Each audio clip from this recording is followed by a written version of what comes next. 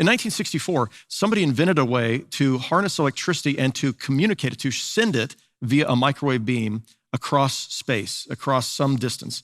In this case, it was at the Jet Propulsion Laboratories, 1964, and somebody had come up with a electric motor to power a helicopter, a very simple helicopter, and they created a way of being able to send electricity to that electrical motor using microwave signals. And when they did that, this helicopter began to rise off the ground. It rose up, I think, as high as 60 feet. It was amazing, without any wires attached. There was power that was transmitted through this microwave beam. Later on, it wasn't microwave, it was some other technology, but in 1970, I think it was 1975, NASA conducted the Goldstone experiment where they transferred 30 kilowatts of electricity across 3/4 of a mile.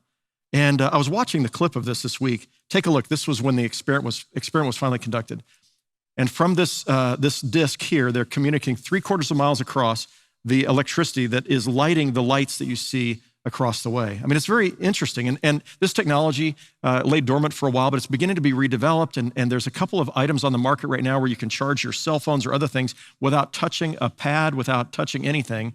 You can share that electricity with these devices. And the thought is that you'll be able to do a lot more than that in the decades ahead. I was thinking about that. I was thinking about quantum mechanics and how this idea that two particles that are entangled, even though they're at a great distance from each other, when one spins one way, it begins to affect the spin of the particle, the entangled particle at some distance away. And I began to wonder, is it possible that's a metaphor for how prayer works, that when I'm praying, and as I pray for you, and I'm earnestly praying, that somehow I'm giving something of myself to bless you, to help you.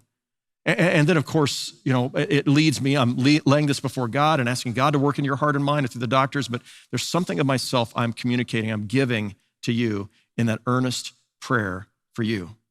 I mean, I really like this idea that we are giving more than just, we're not just asking God for help for you, but we're also giving somehow strength to you.